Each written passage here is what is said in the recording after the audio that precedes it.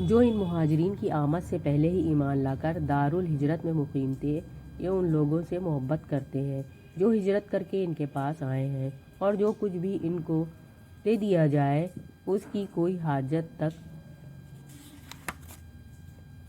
یہ اپنے دلوں میں محسوس نہیں کرتے، اور اپنی ذات پر دوسروں کو ترجیح دیتے ہیں، خواہ اپنی جگہ خود محتاج ہوں۔ حقیقت یہ ہے کہ جو لوگ اپنے دل کی تنگی سے بچا لیے گئے وہی فلاح پانے والے ہیں، اور وہ ان لوگوں کے لیے بھی ہے جو ان اگلوں کے بعد آئے ہیں، جو کہتے ہیں کہ اے ہمارے رب، ہمیں اور ہمارے ان سب بھائیوں کو بخش جو ہم سے پہلے ایمان لائے ہیں، اور ہمارے دلوں میں اہل ایمان کے لیے کوئی بغض نہ رکھ، اے ہمارے رب، تو بڑا مہربان اور رحیم ہے۔ تم نے دیکھا نہیں ان لوگوں کو جنہوں نے منافقت کی روش اختیار کی ہے؟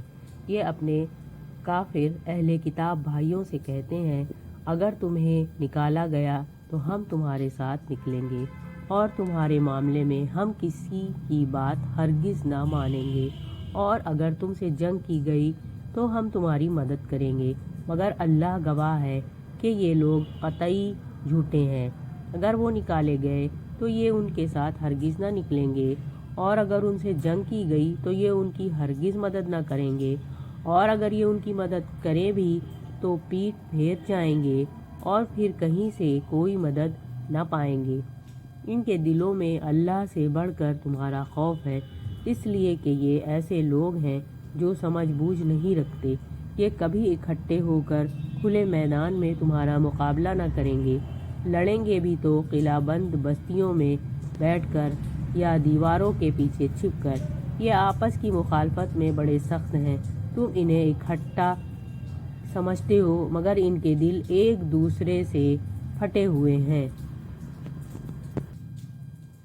ان کا یہ حال اس لیے ہے کہ یہ بے عقل لوگ ہیں۔ یہ انہی لوگوں کے مانند ہیں جو ان سے تھوڑی ہی مدت پہلے اپنے کیے کا مزہ چکھ چکے ہیں، اور ان کے لیے دردناک عذاب ہے۔ ان کی مثال شیطان کی سی ہے کہ پہلے وہ انسان سے کہتا ہے کہ کفر کر، اور جب انسان کفر کر بیٹھتا ہے تو کہتا ہے کہ میں تجھ سے بری ذمہ ہوں، مجھے تو اللہ رب العالمین سے ڈر لگتا ہے۔ پھر دونوں کا انجام یہ ہونا ہے کہ ہمیشہ کے لیے جہنم میں جائیں، اور ظالموں کی یہی جزا ہے۔ اے لوگو جو ایمان لائے ہو، اللہ سے ڈرو، اور ہر شخص یہ دیکھے کہ اس نے کل کے لیے کیا سامان کیا ہے۔ اللہ سے ڈرتے رہو، اللہ یقیناً تمہارے ان سب اعمال سے باخبر ہے جو تم کرتے ہو۔ ان لوگوں کی طرح نہ ہو جاؤ جو اللہ کو بھول گئے تو اللہ نے انہیں خود اپنا نفس بھلا دیا۔ یہی لوگ فاسق ہیں۔ دوزخ میں جانے والے اور جنت میں جانے والے کبھی یکساں نہیں ہو سکتے۔ جنت میں جانے والے ہی اصل میں کامیاب ہیں۔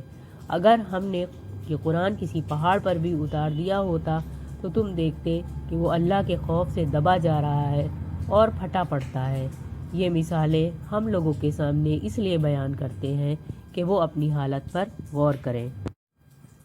وہ اللہ ہی ہے جس کے سوا کوئی معبود نہیں، غائب اور ظاہر ہے، ہر چیز کا جاننے والا، وہی رحمان اور رحیم ہے۔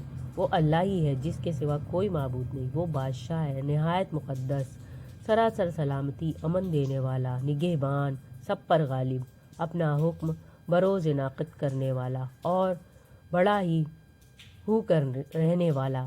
پاک ہے اللہ اس شرک سے جو لوگ کر رہے ہیں۔ وہ اللہ ہی ہے جو تخلیق کا منصوبہ بنانے والا اور اس کو نافذ کرنے والا اور اس کے مطابق صورت گری کرنے والا ہے۔ اس کے لیے بہترین نام ہے۔ ہر چیز جو آسمان اور زمین میں ہے اس کی تسبیح کر رہی ہے، اور وہ زبردست اور حکیم ہے۔